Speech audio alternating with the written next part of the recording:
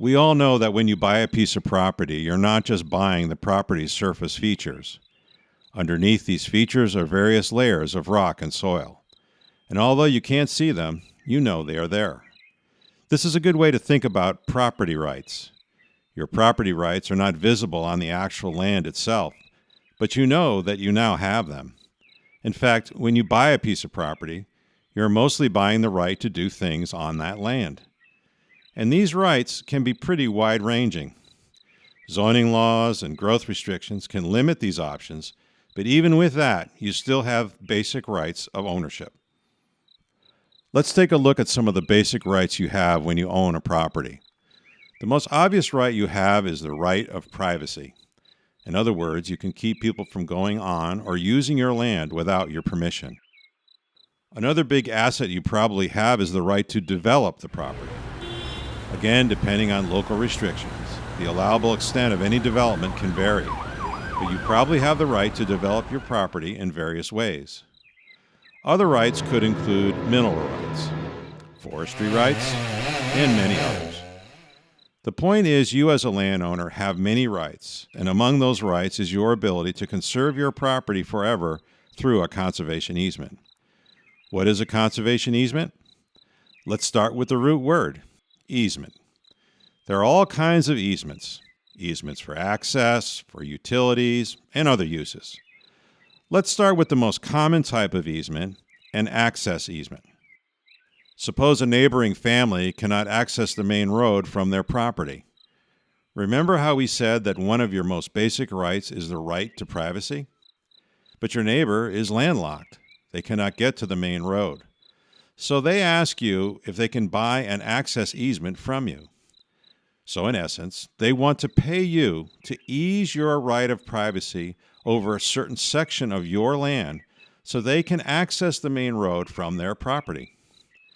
This granting of easement restricts your right to keep your neighbor off of a certain part of your property.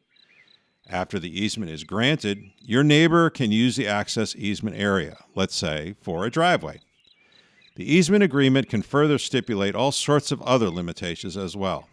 Access easements usually involve the payment of some kind, and they follow the property's title, so they will pertain to any other new owner as well.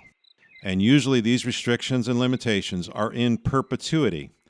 Perpetuity means forever. So now that we understand that an access easement is the partial easing of your right to privacy, what is a conservation easement? Simply put, a conservation easement is an easing of certain rights that, if expressed, would destroy the current natural condition of the land. Some inherent rights do not impact the natural condition of the property, for instance, the right of privacy. But other rights, if expressed, do impact the land's natural condition. A conservation easement limits or extinguishes the expression of these destructive rights by transferring them to a land trust, who extinguishes them in perpetuity. It is important to understand that conservation easements are flexible. You don't have to give up all the impactful property rights in order to do a conservation easement. You could limit development rights by allowing for only 1 or 2 houses. Another right you can protect is agricultural rights, meaning you can limit use of the property to agriculture only, thereby eliminating building development.